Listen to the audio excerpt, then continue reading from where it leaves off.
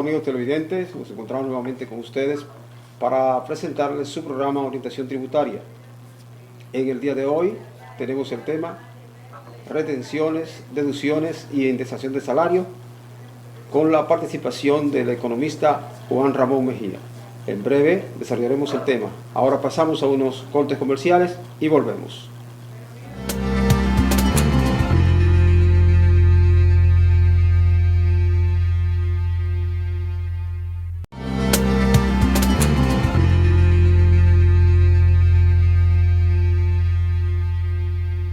Nuevamente estamos con ustedes en la presentación de su programa Orientación Tributaria.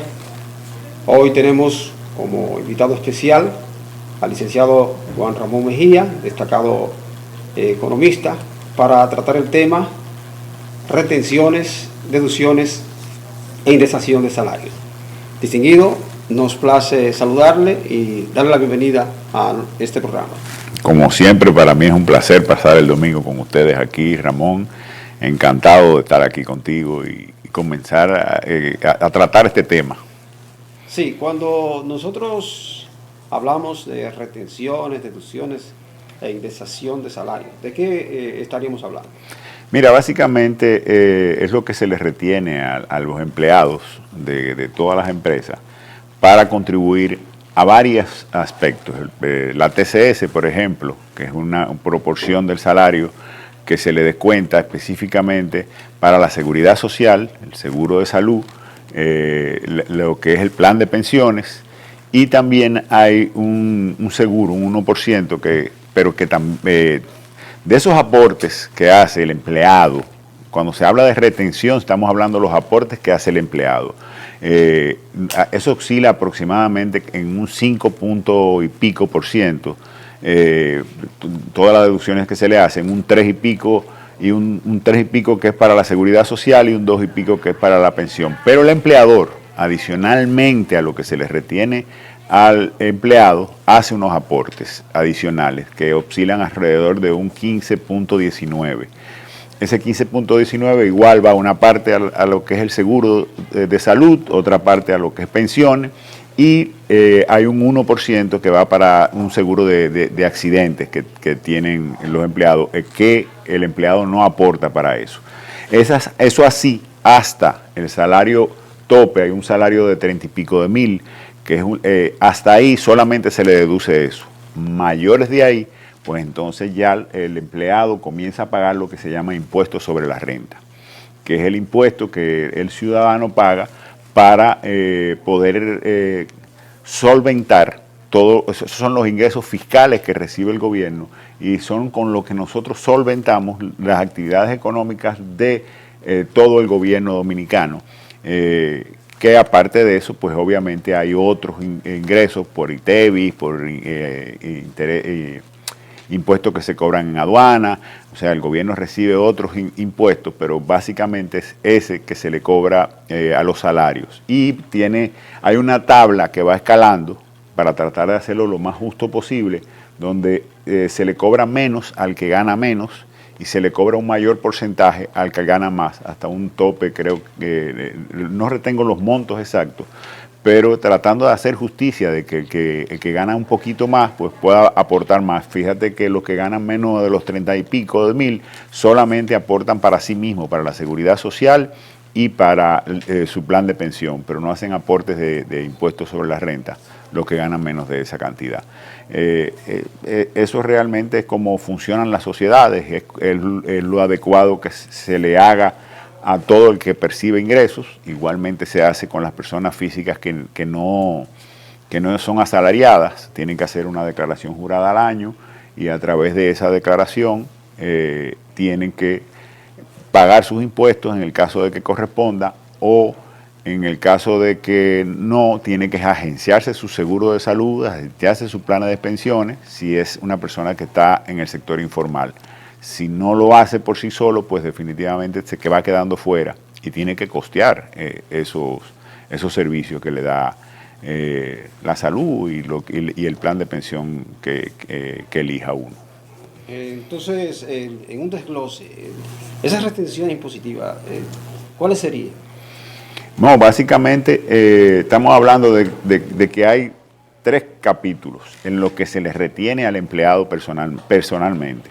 Lo que es la seguridad, el TCS, que es la seguridad social, o sea, usted paga seguro de salud, que es aproximadamente un 3.2%, y pagan para la pensión de ese ciudadano, usted paga un 2 punto y pico. Obviamente, aparte de esa partida, el empleador hace unos aportes en beneficios del empleado. Aparte de esto, entonces los que ganan más del tope de 30 y pico de mil, pues entonces ya comienzan a pagar los impuestos sobre la renta, que como te decía, es la parte que sustenta las operaciones del Estado Dominicano para poder seguir operando, dar servicios, servicios de vía de comunicación, servicios eléctricos, todo lo que el gobierno hace y las oficinas que están abiertas y los salarios que pagan, pues vienen del aporte que hacemos todos los ciudadanos dominicanos en función de que se pueda costear en sentido general eso. La Dirección General de Impuestos Internos en la República Dominicana está haciendo un buen trabajo en cuanto a las empresas, pero en cuanto a los empleados, como hay un sector informal que ha ido creciendo de un 48 a un 54%, pues obviamente por ahí se escapan muchos salarios que probablemente no estén pagando los impuestos, no se les esté haciendo ninguna retención, porque están en el sector informal. Realmente la informalidad en la pandemia lo que hizo fue crecer, perjudicando lo que es la seguridad social en términos de la salud de los ciudadanos dominicanos y en términos de la posible pensión de sus ciudadanos, porque en la medida que tú no cotizas y no cumples el número de cuotas que tienes que cotizar en plan de pensión, porque en algún momento de tu vida estuviste en un sector informal y no cotizaste, o sea, no te dedujeron y no pagaste a tu plan de pensión, pues obviamente eso va en perjuicio del ciudadano, porque al final pues no contará con una suma ni con el mínimo de cuotas que hay que aportar a la pensión. En cuanto a la salud, el gobierno también ha hecho sus esfuerzos importantísimos de llegar el seguro SENASA a casi 2 millones de ciudadanos, ha ido ampliándolo, pero lo correcto es que eso sea sustentable y sea pagado por los empleados directamente. Por lo mismo del sector informal y de la gente desempleada que había durante la pandemia en el 2020, cuando el presidente Abinader llega al Estado, pues trata de ampliarlo, más que estábamos en medio de una pandemia, de manera que la gente no solo tenga que poder recibir servicios de salud en los hospitales públicos, sino ya que con esa tarjeta pues puede ir a una clínica privada y le va a cubrir parte de los costos que tenga en esa clínica privada. Que es una tendencia, si se quiere, un poco privatizadora, en el sentido de que la salud pues la va a poder dar el sector privado. Igual ahora está pasando, por ejemplo, con las escuelas dominicanas. El gobierno no ha sido capaz de hacer las inversiones, las construcciones, los mantenimientos de muchas escuelas, por causas quizás son entendibles. Habían problemas con ingenieros que no podían terminar, que si se le habían dado avance y no habían trabajado, que si no habían podido ubicar adecuadamente. Habían unos problemas legales que el gobierno no pudo resolver en 2 años y pico, y ahora le estaban sobrando unos recursos de esos que cobran impuestos a través del ITEVI, a través de aduana y a través de la deducción de salario y de los beneficios de las empresas. Esos recursos, el 4%, están destinados a la educación y el gobierno pues no lo supo invertir adecuadamente. ¿Y qué estamos haciendo ahora? Estamos haciendo algo similar como lo que hicimos con la salud. El gobierno va a dar un bono para que usted se inscriba en una escuela privada y el gobierno va a subsidiar el pago de esa escuela privada. Si se quiere, habrán escuelas que son más baratas que lo que va a dar el Estado Dominicano, pues ahí habría que estudiar el caso, pero las que son más caras, pues le estará aportando una proporción de la vida estudiantil a los ciudadanos. ¿Y no sería la otorgación de ese bono escolar algo precipitado? Para algunos podría ser hasta un invento, porque sabe que se hace ese producto de una planificación, entonces de repente aparecen buscando una salida y vamos a dar un bono, pero cuando la salida pudiera ser otra. Mira, esa salida se ha hecho en varios países. Se hizo en Colombia, se ha hecho en países europeos, con una gana de privatizar un poco la educación. Y no es descabellada la idea. Lo que es malo es lo que tú acabas de mencionar. Tú tienes toda la razón cuando dices que eso debería ser fruto de una planificación. Porque ¿qué gano yo con decir que le voy a dar un bono cuando van a las escuelas privadas? Tampoco hay cupo. Entonces, debe haber una planificación, debe haber una motivación de que empresas, de que escuelas que crezcan, pues yo diga, bueno, estoy seguro de que voy a tener más estudiantes porque va a haber un bono. Entonces ese colegio hace una inversión y aumenta sus planteles y se privatiza un poco así la educación. Esto resulta ser un invento, fruto de la incapacidad de quienes han administrado el Ministerio de Educación hasta ahora. Entiendo que el nuevo administrador tiene las mejores intenciones y está poniendo su mejor esfuerzo, pero realmente tiene apenas un mes, algo así, y estamos frente a un año escolar que comienza ahora en septiembre.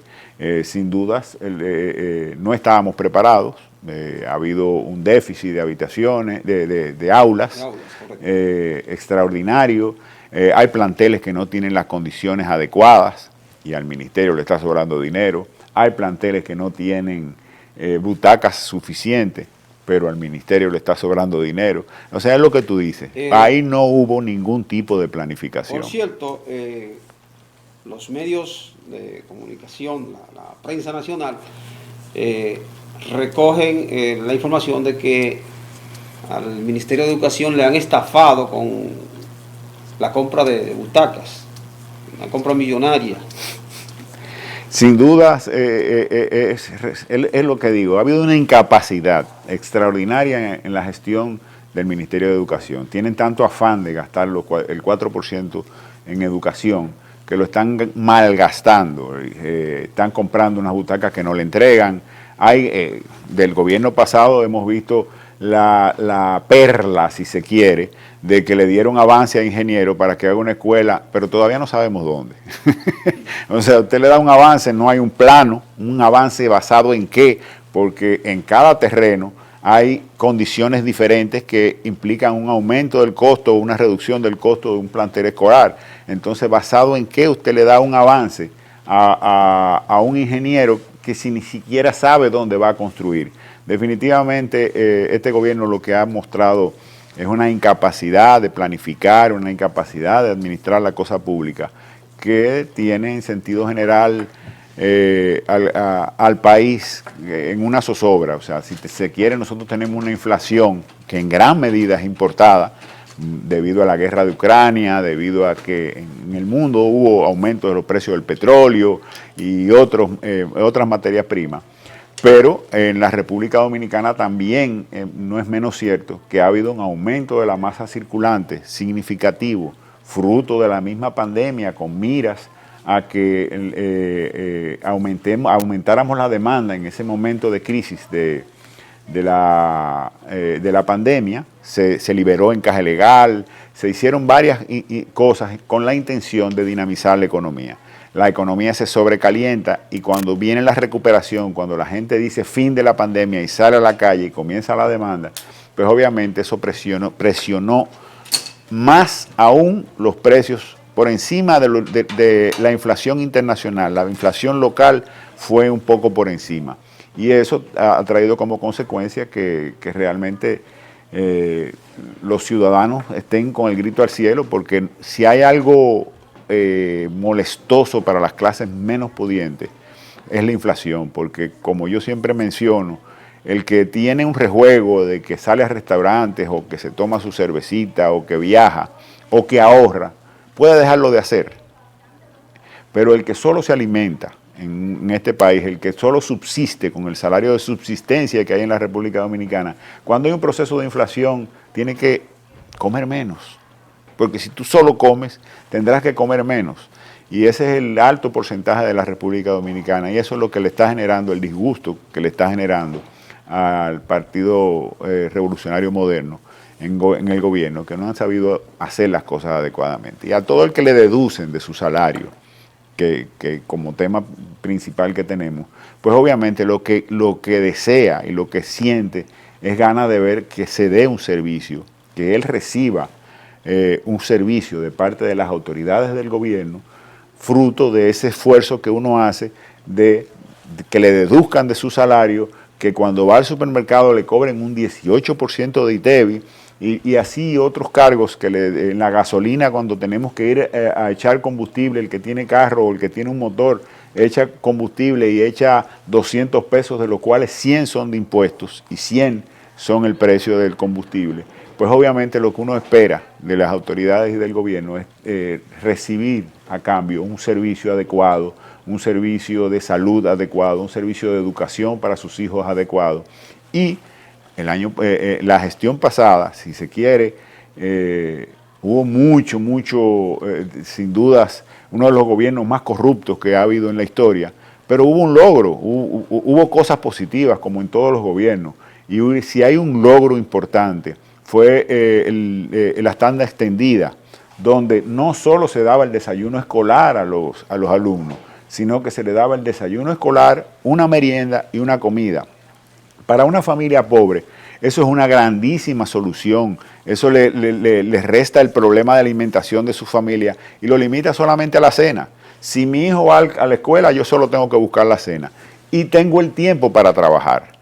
Pero ahora con este nuevo bono que estamos conversando, pues sin duda el ciudadano no tendrá una tanda extendida, porque el colegio privado no necesariamente tiene una tanda extendida, ni necesariamente o casi seguro no tendrá ni desayuno, ni comida, ni merienda incluida. Es que el déficit de aula ha provocado que se retomen las dos tandas.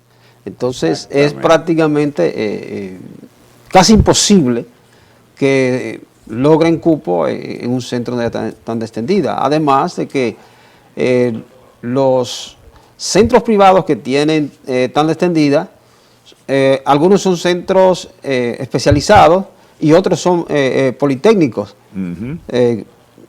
que son regenteados por religiosas, y entonces ahí también para conseguir un cupo es muy estricto. No importa si tienes un bono del Estado o si no lo tienes, es difícil conseguir entrar a una escuela privada. Y menos cuando nosotros estamos hablando de que en febrero en las escuelas privadas estaban hablando ya de inscripción, de reinscripción, si se quiere, de todo eso. Y estamos hablando de que ya las clases comienzan y ahora es que el gobierno se le ocurre dar un bono. O sea, no ha habido ninguna planificación. Es como tú lo dijiste, tú tuviste bien atinado ese comentario. Ha habido una total falta de planificación. La cosa pública y el dinero del público debe administrarse además de con transparencia, que ellos glorian de transparente, a pesar de que en educación hubo una licitación de unos libros electrónicos que fue un problema, las butacas que no han llegado, a pesar de que no son tan transparentes, pero lo principal no es solo la transparencia, sino la planificación. La palabra que tú usaste es la correcta, planificación, es lo que le ha faltado al gobierno dominicano. Entender el manejo de cada uno de esos ministerios y poder planificar para que tenga una gestión exitosa. Amenazar contra la tanda extendida para las familias dominicanas es un costo. Retomando, recuerdo hace unos meses que los medios de comunicación se hicieron eco de una noticia que sorprendió a mucha gente enterarse de algo así, porque para nosotros resultó deprimente. Hay una carencia de útiles, de materiales, de uniformes, y de repente nos enteramos de la noticia de que en un almacén de bienestar estudiantil se pudrieron una gran cantidad de uniformes valorados en 54 millones de pesos. Sí, definitivamente es una muestra más de la falta de planificación. O sea, cómo tú recibes un almacén lleno de útiles, oye, aquí hay gente que tú le regalas un uniforme hasta para que se vista el hijo y le estás haciendo un bien. O sea, nosotros somos un país con una alta carencia donde los ciudadanos, donde la pobreza extrema está subiendo, con la pandemia subió nuestra pobreza extrema. Obviamente, cuando hay inflación, aquellos que están pasando de la pobreza a la pobreza extrema, pues obviamente caen más fácil por el problema inflacionario. Y sin duda, eso, de recibir eso y dejarlos ahí porque no lo compré yo o porque yo no le gané una comisión, fue otro que se la ganó. Yo desconozco las razones, estoy especulando única y exclusivamente, pero es un crimen lesa humanidad dejar perder todos esos útiles escolares y esos cientos de millones de pesos, o 25, 50 millones de pesos, que bien pudieron ser invertidos en cualquier cosa. Yo temo ahora que la presión que la sociedad y los partidos de oposición, como el que represento la Fuerza del Pueblo, hemos hecho sobre el gobierno para que no reduzca el 4%, eso los lleve a unos malos planificadores a hacer cosas inadecuadas con esos recursos y se esté perdiendo el dinero. Ahora, tampoco estaría de acuerdo con que se quite el 4% para subirle 1.800 millones de pesos a la campaña del perdón, a la publicidad de la Presidencia de la República, porque no se trata de cambiar la percepción de la situación del país, se trata de cambiarla, pero cambiarla con hechos, no con anuncios. Ahora bien, es que cuando se utiliza la publicidad, llamada publicidad gubernamental, eso es un arma de doble filo, porque entonces está promoviendo el culto a la persona del presidente de la República. Entonces, a promover el culto y proyectar la figura del Ejecutivo de la Nación, eso se presta para planes reeleccionistas. Sin lugar a dudas, el presidente Luis Abinader, desde el día 17 de agosto, que ya se sentó en Palacio Nacional, ha dado muestras de que tiene intenciones reeleccionistas. Lo primero que sucedió fue que en su partido, donde él tenía un pacto social y conquistó a cientos de ciudadanos, le dijo: aquí hay un pacto social que prohíbe la reelección.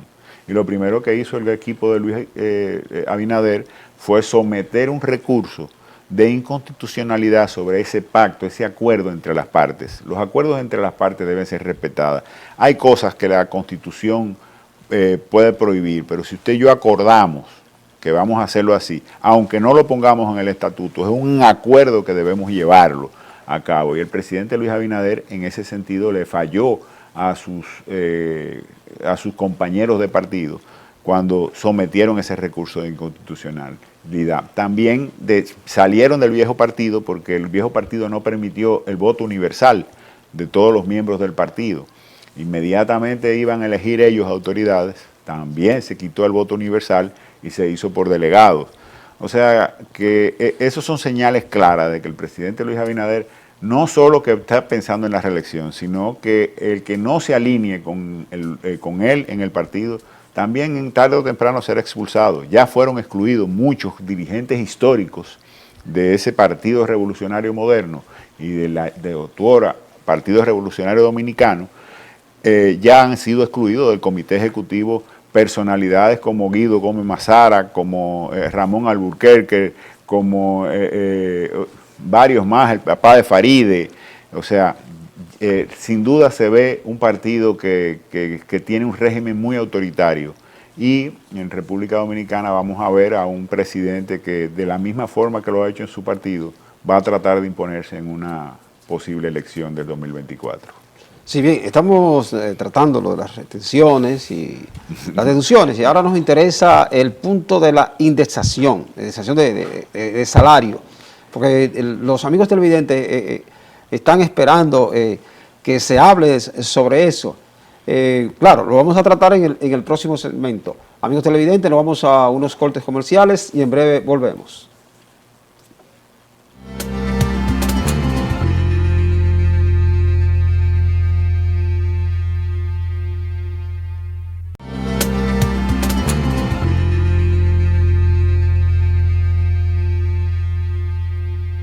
Amigos televidentes, retornamos con su programa Orientación Tributaria, hoy con la participación del licenciado Juan Ramón Mejía, economista y miembro de la dirección central del Partido Fuerza del Pueblo. Estamos tratando el tema deducciones, reducciones e indexación de salario. En este momento vamos a desglosar el tópico que tiene que ver con la indexación de salarios. Sí, mira, realmente lo que uno busca con los salarios y cuando se habla de la palabra indexar es que el poder adquisitivo de los dominicanos, del asalariado en sentido general, pues se mantenga en el tiempo. Cuando tú tienes una persona que tiene un salario de 20,000 pesos, para poner una cifra, esa persona está obligada a hacer un presupuesto y a coordinar sus actividades basado en que recibe 20,000 pesos. Pero si viene un proceso inflacionario y nosotros no hacemos una indexación de ese salario a la tasa de inflación, por ejemplo, entonces él va a seguir ganando 20,000 pesos, pero esos 20,000 pesos no serán capaces de seguir comprando lo que él planificó en ese momento, porque al aumento de precios de los bienes y servicios que él consume, pues eso va a provocar que va a tener un déficit de los 10,000 pesos. Cuando hablamos de indexar el salario, hablamos de que el salario debe ser revisado, debe ser acomodado de acuerdo a la tasa de inflación publicada por el Banco Central. En función a eso, nosotros le daremos más capacidad a nuestros ciudadanos de poder maniobrar con los procesos inflacionarios, los procesos de pérdida de valor del peso. Recientemente vimos como el CONEP anunció que estaba de acuerdo con que se comiencen a hacer aumentos voluntarios de los salarios, y nosotros lo vemos con muy buenos ojos y lo aplaudimos. Lo que no entendemos es que si la clase obrera siempre anda reclamando aumento de salario y el gobierno quisiera apoyarlo para hacer política, ¿por qué no le tomamos la palabra a los empresarios hoy en día, que son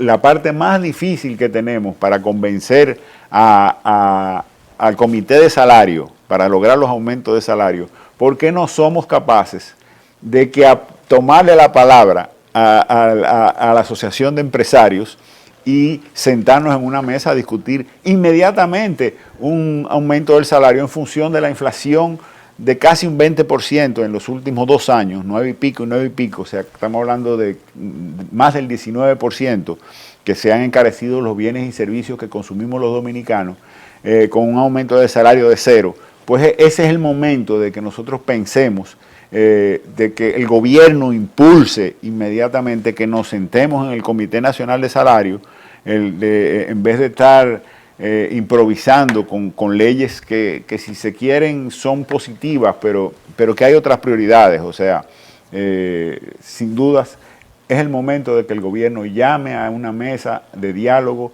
y aproveche la palabra empeñada de los empresarios en cuanto a aumentarle los salarios para indexar su salario a la tasa de inflación de la República Dominicana, o por lo menos aparte de ella, para preservar el poder adquisitivo de los salarios de los dominicanos. Y ahora la gran pregunta es ¿por qué el empresariado plantea que sea de forma voluntaria y no se hace consensuado?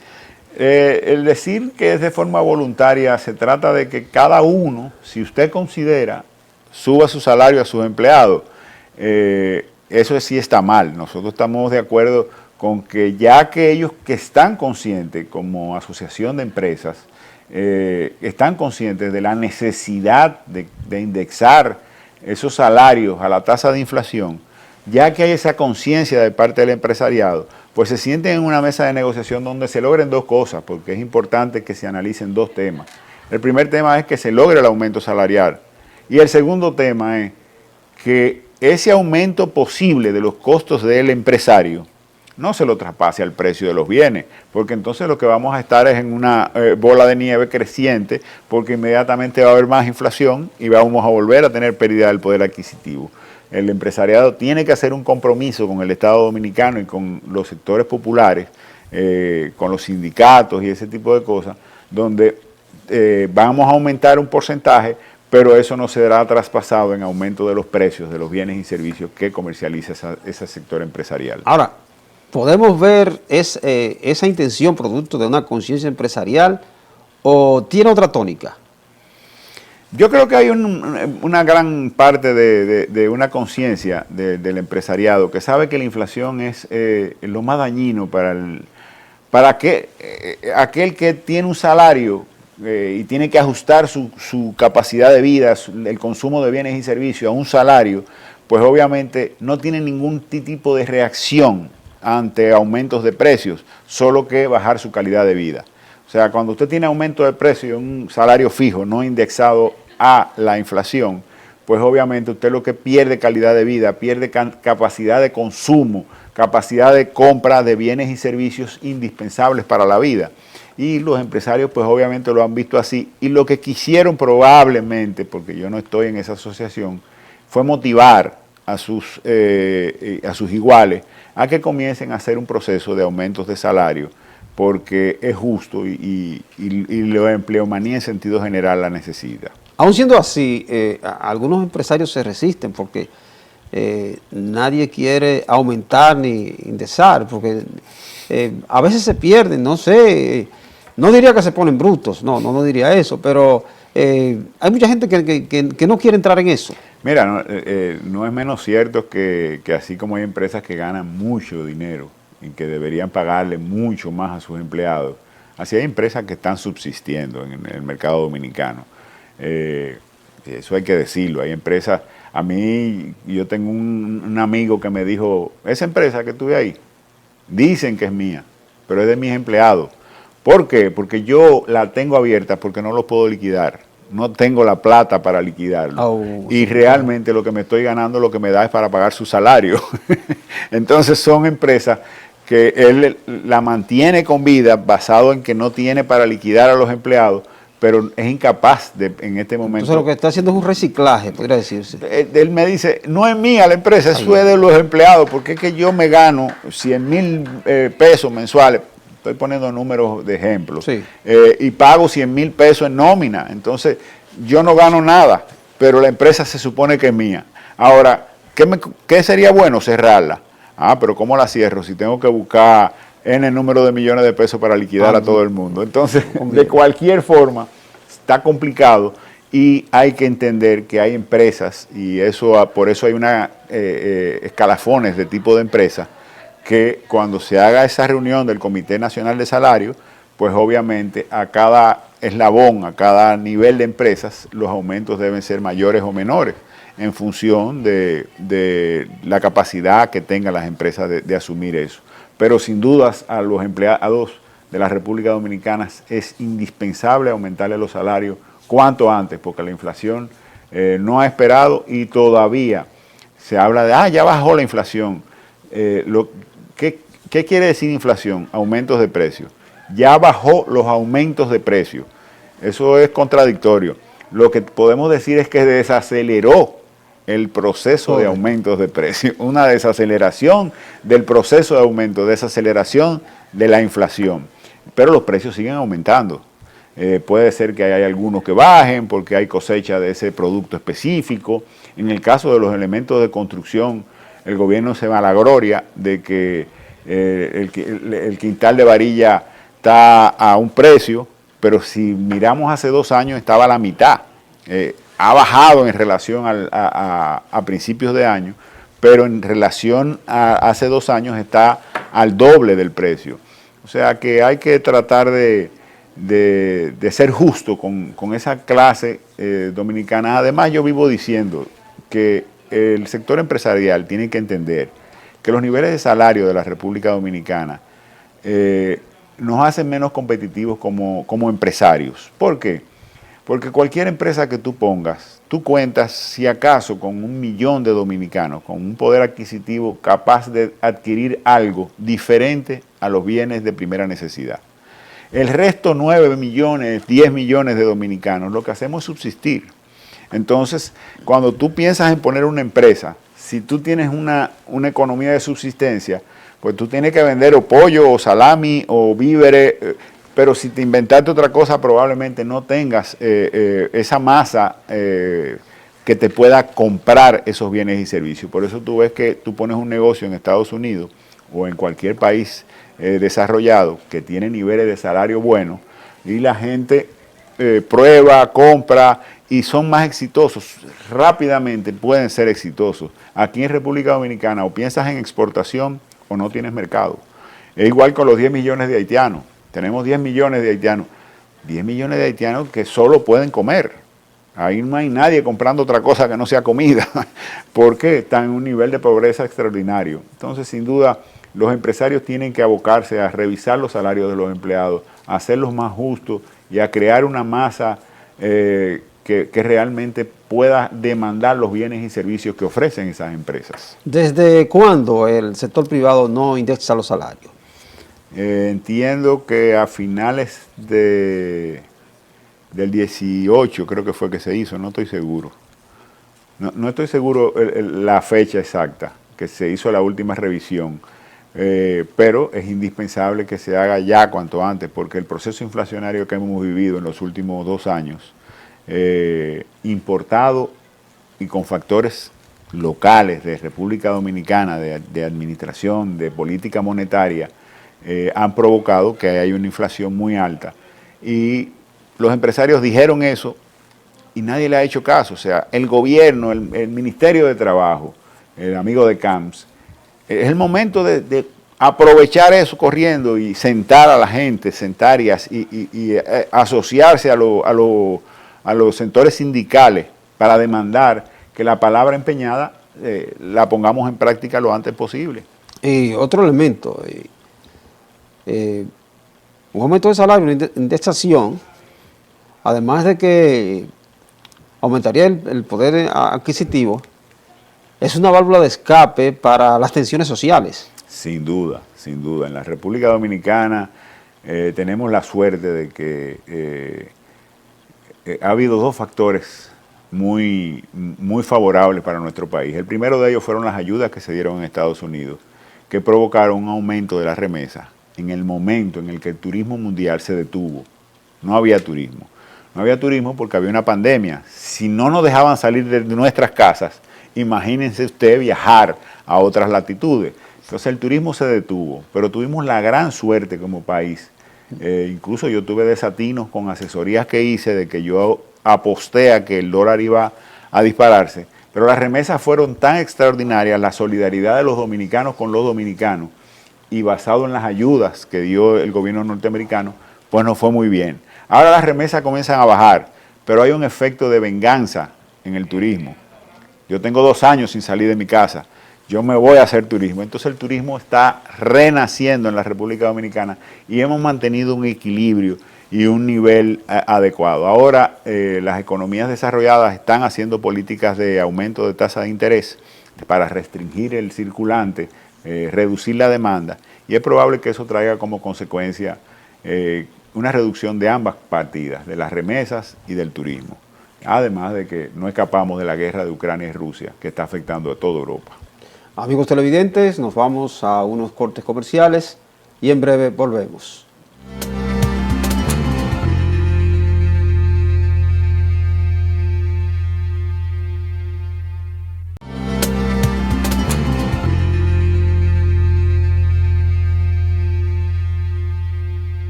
Amigos televidentes, nuevamente estamos con ustedes en su programa Orientación Tributaria. Estamos acá con el licenciado Juan Ramón Mejía conversando sobre el tópico de la indexación de salarios.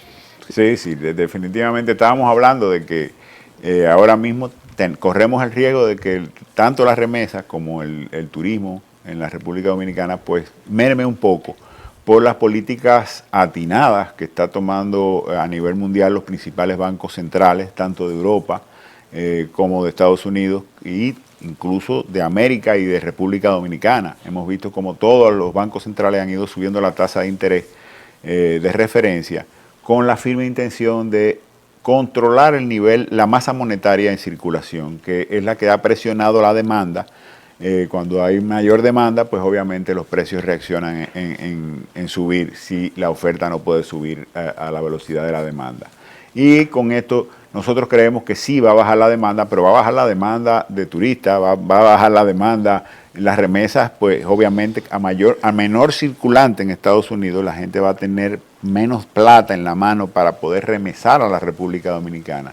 Entonces, nuestro Banco Central ha bien atinado a mantener un ritmo de aumentos de tasa, de manera que no haya un flujo de capitales desde la República Dominicana a otras latitudes, eso ha sido muy atinado. Lo que nosotros sí, desde la Fuerza del Pueblo, criticamos al gobernador del Banco Central es que la mayoría de sus informes son exageradamente positivos, cuando la situación no es exageradamente positiva. Y él tiende a querer vender un panorama que no es lo correcto. Yo creo que nosotros hemos dicho que el gobierno y el Banco Central de la República Dominicana deben decirle a la sociedad, decirle a esta población que hay un problema de tipo inflacionario internacional, que hay problemas económicos en la República Dominicana. Tenemos que decir, tenemos fuera de control la seguridad ciudadana de los dominicanos. Y basado en la situación que estamos y diciéndole la verdad a la gente, entonces trabajar con la gente, con las empresas, todos juntos para mejorar la situación del país. Pero si nosotros todo lo que decimos es que todo está bien y que no hay ningún problema y que la economía va marchando muy bien, pues obviamente no nos ponemos, el que está en su casa, lo que siente es que le están mintiendo, porque no le da el dinero para comprar, no le da el dinero para salir, no le da el dinero para, no tiene escuelas, cuando va a un centro de salud y está lloviendo, llueve adentro del centro de salud, un deterioro de los centros de salud. O sea, ¿y cómo es que estamos bien? ¿Será que ustedes están bien en Palacio? ¿Que sus empresas están bien porque el gobierno ha favorecido? Yo digo, siempre me gusta decir, gobernar es el arte de ser el árbitro de los intereses de una población. En esta población los pobres tienen interés de salud, tienen interés de alimentación, tienen interés de colegio. Los ricos tienen otros intereses, hacerse más rico normalmente. Un buen gobierno es el que administra esos intereses, es árbitro y promueve justicia social, porque ya no basta con hablar del crecimiento económico que hemos venido hablando durante tantos años. Ya hay que hablar de una buena distribución de la riqueza entre todos los dominicanos. Eso se logra con mejores niveles de salario, con una mejor y más adecuada. Ustedes saben lo que en salud pública, uno de los ministros de salud pública, no el ministro específicamente de salud pública, pero de una de las dependencias, pues ya hay como muchas, como que han dividido mucho ese ministerio, fue a una clínica 2 años después de que son gobierno a decir de los vicios de construcción que le había dejado el gobierno pasado. Usted tiene 2 años para haberlo corregido. Su trabajo ya no es ni anunciar obras, ni a criticar las cosas del pasado. Ya 2 años después es el momento de inaugurar obras, no prometer obras, y de resolver los problemas que atañan y que le aqueja a la sociedad dominicana. Sin duda el presidente Luis Abinader no ha sido efectivo en eso. Como hablábamos de campaña, nosotros hicimos un cálculo con un grupo de ingenieros de la Fuerza del Pueblo y habíamos visto que el presidente había ofrecido como 242.000 billones de pesos en inversiones. Y que en lo que iba de año, a julio, a comienzos de agosto, eran aproximadamente 15.000 millones la inversión en obras de capital. Entonces tú prometes 200.000 millones y solo eres capaz de haber gastado 15.000 millones. ¿Qué quiere decir eso? Que tú puedes hacer el 3% de lo que prometes en 6 meses. Podrías llegar a un 5%, un 6% al transcurrir el año completo. Lo que quiere decir que el gobierno tomaría aproximadamente 18 años en cumplir todas las promesas que ha hecho. Bueno, licenciado, retomando lo de la indexación. Sí, cómo no. Se ha tocado el sector privado, pero también del otro lado, la administración esencialmente pública. Entonces, ¿desde cuándo el Estado no ha indexado los salarios?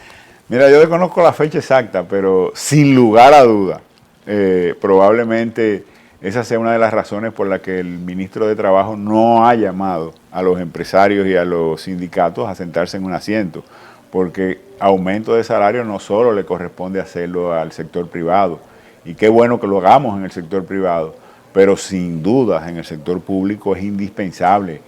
Nuestra policía está trabajando con una promesa de unos aumentos que no han sido honrados por el Estado dominicano. El presidente Luis Abinader había hablado de que los policías iban a ganar $500 mínimo, y eso no ha llegado a esos niveles. Así como la seguridad, que iba a estar resuelta en 1 año, máxima, 2. Tenemos 2 años, y hoy vi una encuesta de trabajo que utilizamos en la Fuerza del Pueblo, donde el factor más preocupante de los dominicanos es la seguridad. O sea, usted salir a la calle en este momento resulta inseguro, además de la violencia que tenemos por el mismo malestar. Cuando la gente está tensa y no le está dando los recursos, pues vemos mayores problemas en el tráfico, etcétera. Amigos televidentes, el tiempo en televisión es letal, podría decirse, y es implacable. Nosotros quisiéramos continuar con ustedes con este tema, pero lamentablemente hemos llegado a la parte final de su programa Orientación Tributaria. En otra entrega estaremos con ustedes la próxima semana. Pásenla bien, tengan feliz resto del día.